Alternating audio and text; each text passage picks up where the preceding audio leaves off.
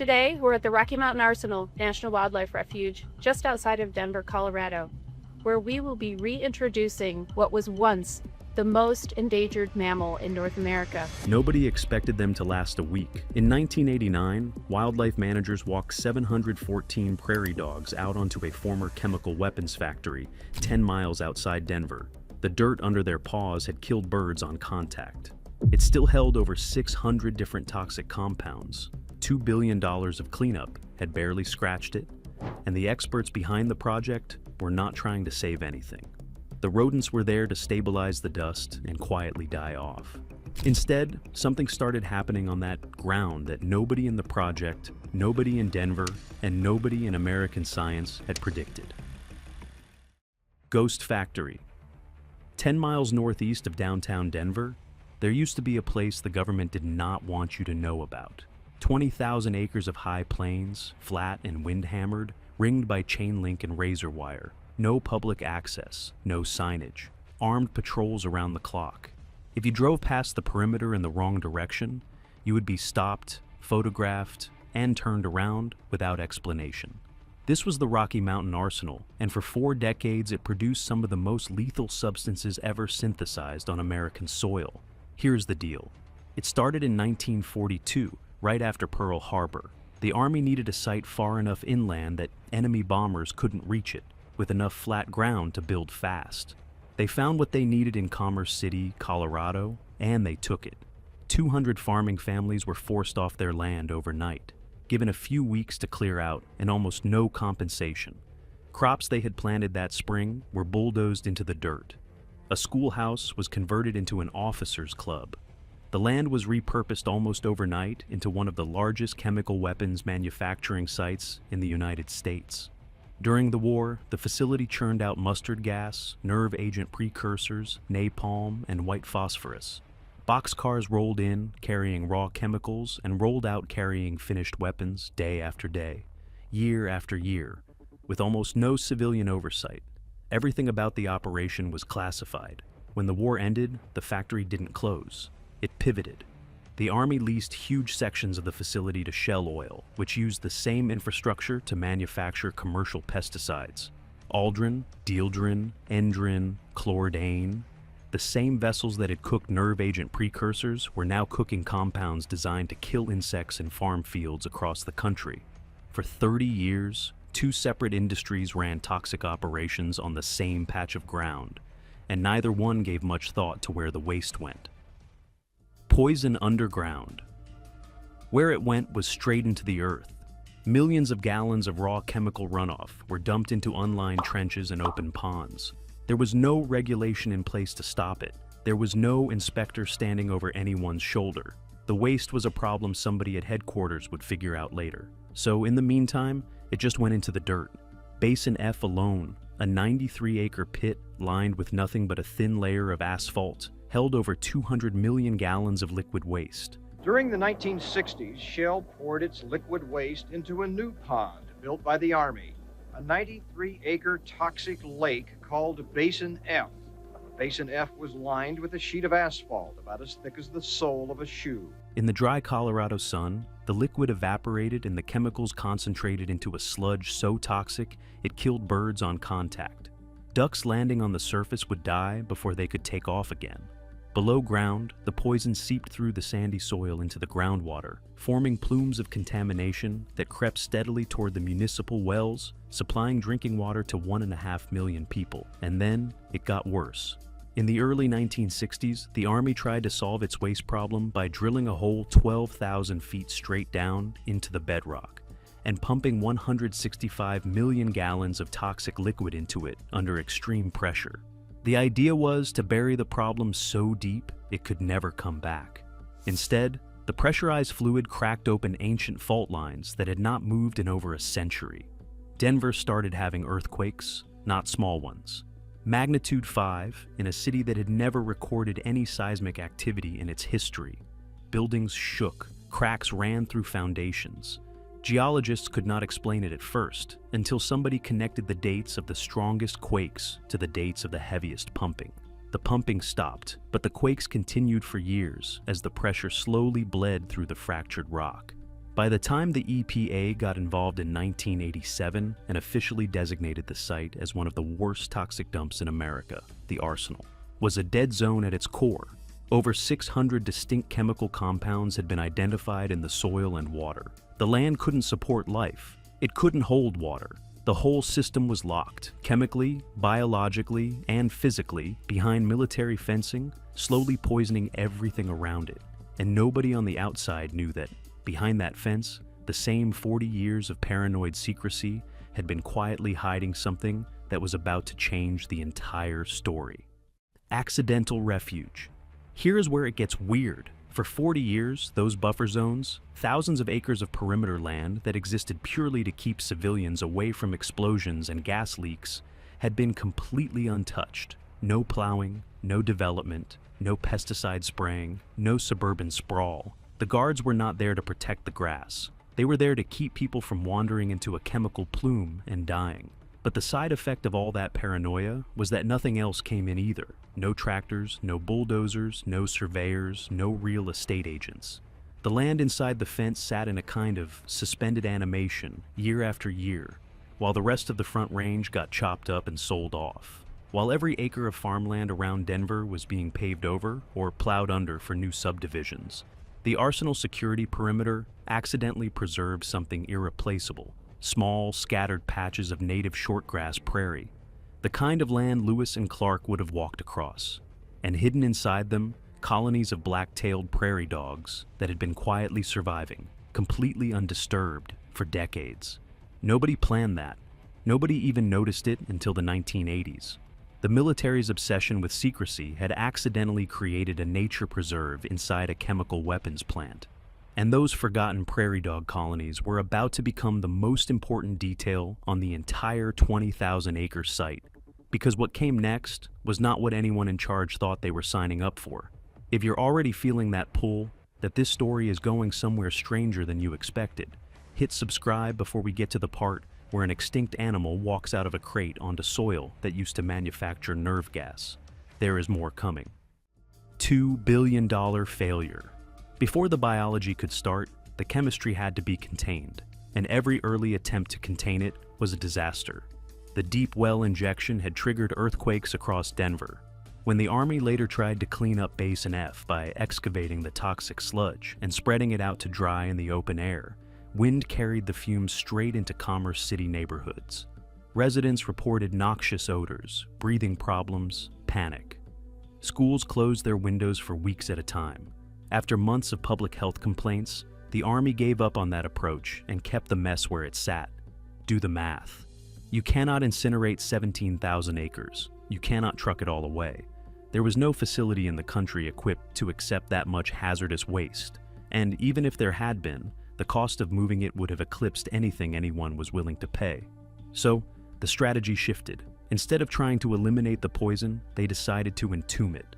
Over 15 years, the Army and Shell Oil spent $2.1 billion on the most expensive dirt-moving operation in American environmental history.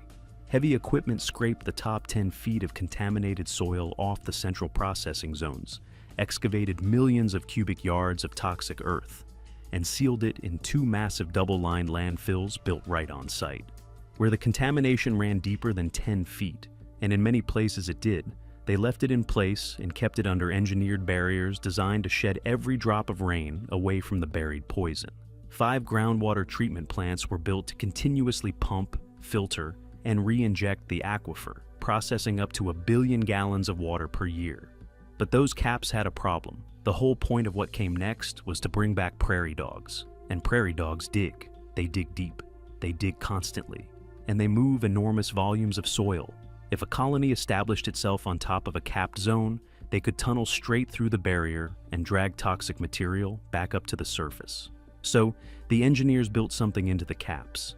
18 inches of crushed concrete, sized and compacted so precisely that no burrowing mammal on the continent could get through it. The toxic past was physically separated from the biological future by a wall of rubble. And then, with the worst of the poison sealed underground, the strangest decision in the entire project was about to be made. Dead surface. With the worst of the poison sealed underground and the groundwater systems pumping, the surface was technically safe, but it was also dead, compacted, stripped. The heavy machinery that had saved the site from its chemistry had destroyed its biology in the process. The native seed bank was gone, the fungal networks were gone, the soil structure was gone. What remained was flat, hard, lifeless ground that couldn't absorb water, couldn't support roots, and couldn't sustain anything.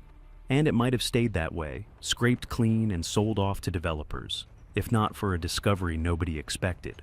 In 1986, biologists working on the arsenal found a massive communal roost of bald eagles wintering in the buffer zones. The eagles, protected under federal law, had been drawn there by the complete absence of human disturbance, the mature cottonwood trees, and the abundant prey provided by those surviving prairie dog colonies.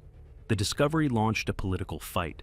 Audubon societies, the Sierra Club, local activists, they all pushed the same argument. This land should become a refuge, not a subdivision. Congress eventually agreed.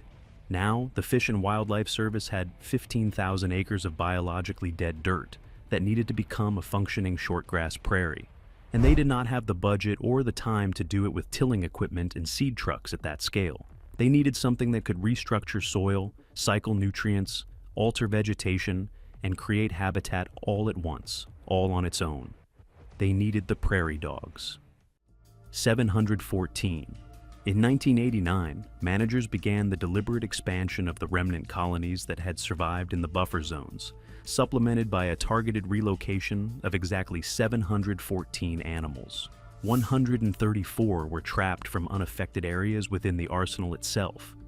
534 were rescued from urban construction sites across the Denver metro area by a volunteer organization. 46 more came from a radio tracking study. They were ear-tagged, dusted for fleas, and released into prepared burrows across multiple sections of the refuge. The intended result was simple: stabilize the soil. That was the job description. But the first surprise came from below.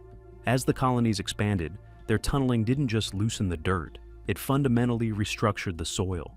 Each burrow system punched channels deep into the compacted earth, creating pathways for rainwater that had previously sheeted off the surface like it was hitting pavement. The water started soaking in, and as the prairie dogs excavated, they brought mineral-rich material from depth up to the surface, mixing it with organic matter from their waste and from decaying plant material around their mounds. Microbial communities that had been crushed out of existence by the remediation machinery began recolonizing the loosened earth. The soil started cycling nutrients again. The prairie dogs were not just digging holes, they were rebuilding the soil from the inside out. And what happened next, nobody had planned for. Grazing engine. Watch this. Prairie dogs are relentless grazers. They clip every plant within sight of their burrows down to almost nothing. Not because they're hungry, but because they need clear sight lines to spot predators. They are paranoid little animals. They post sentries. They scream warnings to each other. And anything tall enough to hide a hawk or a coyote gets cut down on principle. What most people do not realize is that this kind of grazing does not just clear ground. It selects for a very specific kind of plant. Short, fast-growing, protein-rich, broadleaf species that thrive under constant grazing pressure. Within a few years, the vegetation around the expanding colonies shifted dramatically. Instead of the weedy, uniform ground cover that colonizes disturbed land, the prairie dog zones developed a patchwork of closely cropped, nutrient-dense plants interspersed with bare ground and taller grass on the edges. This was not just a different look, it was a different kind of habitat, one that had not existed on the Front Range in decades. And the moment it appeared, things started showing up to use it. Birds return. Burrowing owls moved in first. Here is the catch. These small raptors cannot dig their own homes. They depend entirely on burrows excavated by other animals, and in most of the West, that means prairie dog towns. They had been functionally absent from the Denver area for years, because the dog towns they depended on had been poisoned, plowed, or paved over. As the colonies at the arsenal spread, thousands of abandoned tunnel entrances became available. Temperature-regulated nesting cavities, protected from weather and from most predators. The owls took up residence in the older, quieter sections of the colonies, raising their young underground in tunnels engineered by rodents. Mountain plovers came next, and that is putting it lightly. These ground-nesting birds need bare, flat, heavily grazed earth to breed, exactly the kind of stripped-down terrain that prairie dog colonies create. Anywhere the grass gets tall, plovers refuse to lay eggs. They need to see in every direction. Studies on the arsenal found that plovers nesting on active colonies produced physically larger chicks with higher survival rates than those nesting elsewhere, because the food quality was higher and the habitat structure gave the young better odds. Then the raptors followed the prey. Ferruginous hawks and red-tailed hawks established territories over the expanding colonies, drawn by concentrated, visible, accessible prey. And the bald eagles, the same species whose accidental discovery in 1986 had triggered the entire refuge designation, returned in growing numbers, roosting in the mature cottonwoods and hunting the prairie dog towns through winter. What had been a dead surface 6 years earlier was now feeding the top of the sky. But the biggest player had not arrived yet. Bison closed the loop. The next link was the largest animal to arrive. In 2007, wildlife managers introduced a herd of wild bison to the refuge. This was not a sentimental gesture. It was not a photo op for the press. It was a calculated move built on the foundation the prairie dogs had created. The biologists had been waiting years for the conditions on the ground to be right, and now they were. Here is the deal. Bison are heavy grazers that naturally seek out the kind of short, nutritious forage that prairie dog colonies produce. On the historical Great Plains, the two species operated in a loop for thousands of years. Prairie dogs clipped the grass short and promoted high-protein plants. Bison grazed the taller vegetation on the colony edges and kept it from encroaching. The resulting mosaic maintained ideal conditions for both. What most people do not realize is that this ancient partnership rebooted almost immediately. The bison gravitated to the prairie dog zones within days of being released, as if they had a map. Their grazing reinforced the open structure the rodents needed for predator detection. The rodents kept the forage short and high in protein, which kept the bison coming back. Two species that had not shared this landscape since before the Civil War were operating as a functional unit again, each making conditions better for the other, with no human guidance, no schedule, no plan beyond opening the gate. The food web was now thick enough to feed almost anything. The question was whether the refugee was ready for what biologists had been quietly hoping to attempt next. The invisible enemy. But here is the catch. Through all of this, the prairie dogs faced a relentless invisible enemy. Sylvatic plague, carried by fleas and caused by the same bacterium responsible for the Black Death, tore through the colonies 6 times between 1989 and 2002. Each outbreak killed up to 95% of the animals in the affected zones. Whole towns went silent within weeks. Burrows that had been busy for years suddenly held nothing but corpses. Each time, the chain stalled. Owls lost their burrows. Plovers lost their nesting ground. Raptors lost their prey base. The food web, painstakingly stitched back together, would unravel in a single season. The refuge fought back with increasingly sophisticated tools. First, they dusted individual burrows by hand with insecticide that killed the fleas on contact. Effective, but painfully slow at 6 acres a day across a refuge the size of a small city. Then they developed something remarkable, a peanut butter-flavored vaccine bait engineered to trigger an immune response in any prairie dog that ate it, protecting the animal from plague without ever having to catch or handle it.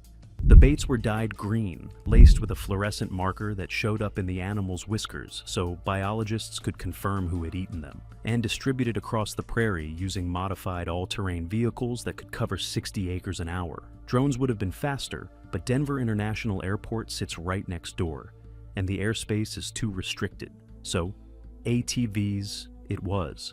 By the early 2000s, the plague was no longer winning, and for the first time in 40 years, the refuge was ready to attempt something nobody had pulled off on this continent in living memory. The rarest mammal. On October 5th, 2015, wildlife managers opened a series of crates in the northeast section of the refuge and released approximately 30 black-footed ferrets into the prairie dog colonies. If you don't recognize that species name, you should. Black-footed ferrets are the rarest mammal in North America. In 1979, They were declared extinct in the wild, not endangered, not rare, gone. Biologists had searched for years and found nothing, and the formal verdict was that the species no longer existed outside captivity. What happened next should not have been possible. On the night of September 26, 1981, a ranch dog named Shep came trotting up to the back porch of John and Lucille Hogg's place outside Miatitze, Wyoming, carrying something dead in his mouth. The Hoggs did not recognize it. They knew enough to know they had never seen anything quite like it. So the next day they brought the body into town and showed it to a local taxidermist. He took one look and made a phone call. Within days, federal biologists were on the property, and a search of the surrounding ranch land turned up a tiny surviving population of 18 animals. Every one of them was captured and placed into a breeding program. Every single black-footed ferret alive today descends from that group of 18. They eat almost nothing but prairie dogs. A single ferret needs between 100 and 150 of them per year, and they live almost exclusively inside prairie dog burrows. They cannot survive without dense, healthy, plague-managed colonies. Period. You can have all the goodwill and federal funding in the world, but if there are no prairie dogs, there are no ferrets. It is that simple. The fact that ferrets could be released at the arsenal at all was the proof, not proof that somebody had a good idea or wrote a good grant proposal. Physical proof, measured in burrow density and prey abundance, that the food web had been rebuilt from bare, chemically sterilized ground into a fully functional system capable of sustaining an apex predator. The entire pyramid was there. Soil microbes at the bottom, then grasses, then prairie dogs, then raptors and owls, and now at the very top, an animal that had been erased from the wild 40 years earlier, hunting through burrows dug into ground that used to manufacture weapons for World War II. By 2018, the ferret population at the arsenal had expanded to roughly 90 individuals, breeding in the wild, on ground that had manufactured nerve gas within living memory. The whole chain. Step back and look at the full chain. 714 prairie dogs were released into scraped, compacted, biologically dead soil. They broke the ground open. The broken ground absorbed water. The water fed plants. The plants shifted toward high-protein species under grazing pressure. The new plant community attracted bison. The burrow systems housed owls. The bare ground supported plovers. The concentrated prey base drew hawks and eagles, and the whole system reached a threshold where it could support the most endangered carnivore on the continent. One species, one intervention, a cascade that rebuilt a complete ecosystem on top of a sealed toxic waste dump. The numbers tell the rest. The refuge today spans over 15,000 acres, the largest urban wildlife preserve in the United States, completely surrounded by the Denver metro area. It supports more than 330 documented species of plants and animals. It receives over 340,000 visitors a year on land that was under armed military lockdown for half a century. The EPA systematically removed nearly 16,000 acres from its list of the most contaminated sites in America, certifying them clean enough for unrestricted public use. 917 of those acres were sold to Commerce City and now hold a high school, a civic center, a professional soccer stadium, and 400 acres of public parks. Kids who go to that high school have no idea their lockers sit on what used to be the dirtiest square mile in America. The total cleanup cost was $2.1 billion. In some years, the remediation of this single site consumed up to 80% of the entire Department of Defense environmental cleanup budget. Engineers got the credit, bureaucrats cut the ribbons, but the force that rebuilt the living surface, the engine that restructured the soil, attracted the grazers, housed the birds, and fed the predators, was a rodent that weighs about 2 pounds. A rodent that, in most of the country, is still treated as a pest and shot on sight. The fix was a burrow. The Rocky Mountain Arsenal did not come back because someone planted a forest or seeded a meadow or trucked in topsoil by the ton. It came back because the right animal was placed into the right conditions at the right time, and the rest happened on its own. Each link in the chain created the conditions for the next one. The prairie dogs did not know they were rebuilding a food web. The bison did not know they were reinforcing the rodent's habitat. The owls did not know they were filling a niche that had been empty for 60 years. Nobody coordinated any of it. Once the first piece was in place, the rest just happened. The most toxic ground in America is now one of the most alive. Not because we overpowered the damage with bigger machines, but because we put the right engineer on the job and got out of the way. We spent $2 billion on the chemistry. The biology did its half of the work for free. Sometimes the fix is not a blueprint, it is a burrow. If you had to pick one moment in this story that surprised you the most, the earthquakes under Denver, the bald eagles showing up uninvited, the peanut butter vaccine, or the ferret stepping out of a crate onto old nerve gas ground, drop it in the comments. I read everyone. And if the mechanics of how broken landscapes get rebuilt is the kind of thing that keeps you watching, subscribe.